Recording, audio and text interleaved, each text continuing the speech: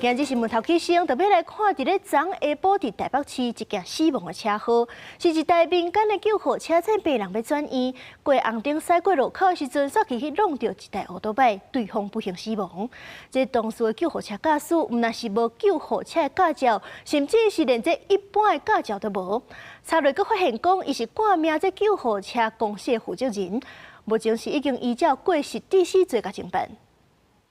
救护车载病人转院，伫红灯的路口甲车顶直行机车相撞。救护车弄到某类玻璃拢逼痕，机车卡伫车底，技术当场失去生命现象，最后救无倒来。当时就很大一声，砰的一声，我们走过去的时候，就那个人已经摩托车倒了嘛，人就在轮子下面。 事故就伫台北市上山一台民间救护车，车下晡2点外，在脑冲迄个病人转院，煞伫三民路甲附近街口出车祸。 警方调查涉案的23岁姓罗查甫人，毋但无负开救护车职业驾照，甚至连一般驾照拢无。经查，救护车驾驶有无照驾车情形，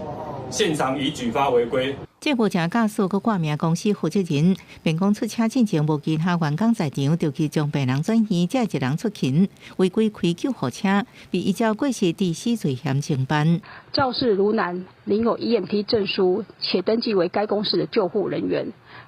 并未登记为该公司的救护车的驾驶，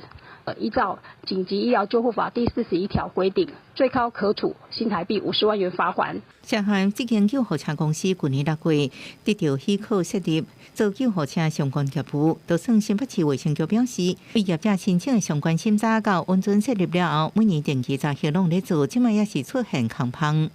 人力成本的大家也都不足。 但是不足的情况下，不能，我也不会说，找没有驾照的人来开这个救护车啊。民间救护车协会承认，目前经营管理有真正无够这个问题，毋过明做非无照驾驶的理由。面对这事故，业者看在成绩以外，公司也可能爱会照。记者综合报道。